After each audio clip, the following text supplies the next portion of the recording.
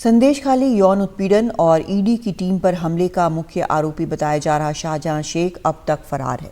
उसका कोई सुराग नहीं मिल सका है। एनडीटीवी को मिली जानकारी के मुताबिक शाहजहां शेख पर 3 लोगों की हत्या का आरोप है।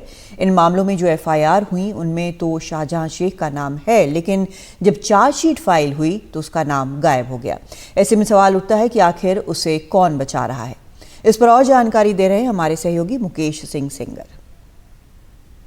पश्चिम बंगाल में राशन घोटाले, जमीन कब्जाने, महिलाओं के साथ यौन शोषण और ईडी की टीम पर हमला करने के आरोपी शाहजहां शेख को लेकर एक और बड़ा खुलासा हुआ है।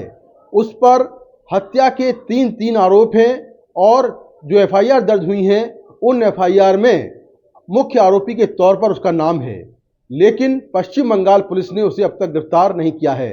जो हत्या का पहला मामला है वो 8 जून 2019 का है, जब देवदास मंडल को उसके घर से अगवा कर लिया गया और उसकी हत्या कर दी गई। बाद में उसका शव बरामद हुआ और डीएनए प्रोफाइलिंग से उसकी पहचान हुई। देवदास मंडल की पत्नी ने जो एफआईआर लिखाई उसमें 23 आरोपियों के नाम थे, जिसमें पहला नाम शाहजहां शेख का है। लेकिन जब पश्चिम बंगाल पुलिस ने इस पूरे मामले को लेकर कोर्ट में चार्जशीट दाखिल की तो शाहजहां शेख का नाम गायब कर दिया, यानी कि चार्जशीट में उसको आरोपी नहीं बनाया, बल्कि उन लोगों के नाम लिखे जिनके नाम उस एफआईआर में थे ही नहीं। इसके बाद हत्या का दूसरा मामला 8 जून 2019 को ही है, 19 का ही है, जहां जो प्रदीप मंडल और सुकांता मंडल जो कि अपनी गारमेंट्स की दुकान में बैठे हुए थे, वहां पर आरोप यह है कि शाहजहां शेख अपने गुर्गों के साथ वहां पर आया और पॉइंट ब्लैंक रेंज से दोनों को, सुकांता मंडल और प्रदीप मंडल को गोली मार दी और उनकी आंखें बाहर निकाल ली। इस मामले में भी सुकांता मंडल और प्रदीप मंडल की पत्नियों ने जो एफआईआर लिखाई थी उस एफआईआर में मुख्य आरोपी के तौर पर शाहजहां शेख का नाम था। लेकिन इस केस में भी जब पश्चिम बंगाल पुलिस ने कोर्ट में चार्जशीट दाखिल की तो उस चार्जशीट से उसका नाम गायब हो गया और उन लोगों के नाम लिखे गए जिनका नाम उस एफआईआर में नहीं था।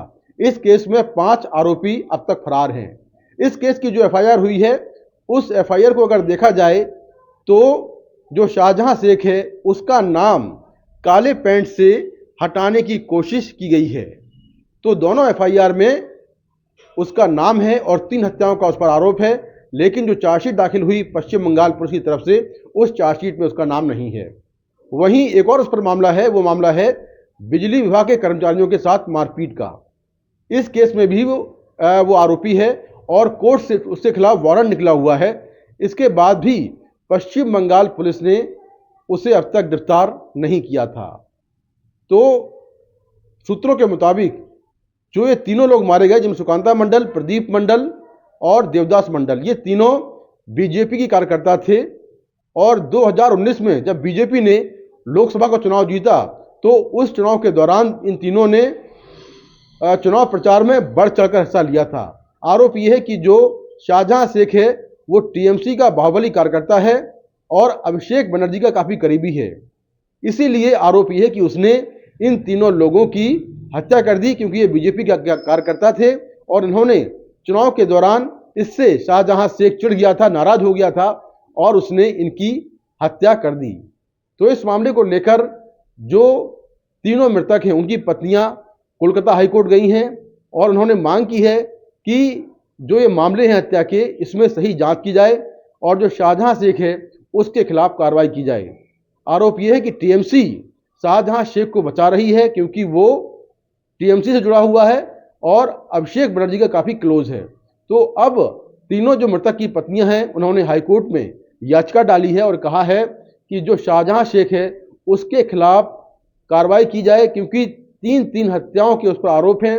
इसके बाद भी ना तो उसे गिरफ्तार किया गया और ना ही उसके खिलाफ चार्जशीट पेश की गई और टीएमसी के बड़े नेता शाहजहां शेख को लगातार बचा रहे हैं। वहीं जो ईडी है वो 2 अलग अलग मामलों में, एक मामला जमीन कब्जाने का है और दूसरा राशन घोटाले का है, उन मामलों में उसकी तलाश कर रही है। एनआईए ने भी उसके खिलाफ जांच शुरू कर दी है। अब तक वो भागा हुआ है, उसके खिलाफ लुकआउट सर्कुलर निकला हुआ है, लेकिन उसके बारे में कोई सुराग नहीं मिल पा रहा है।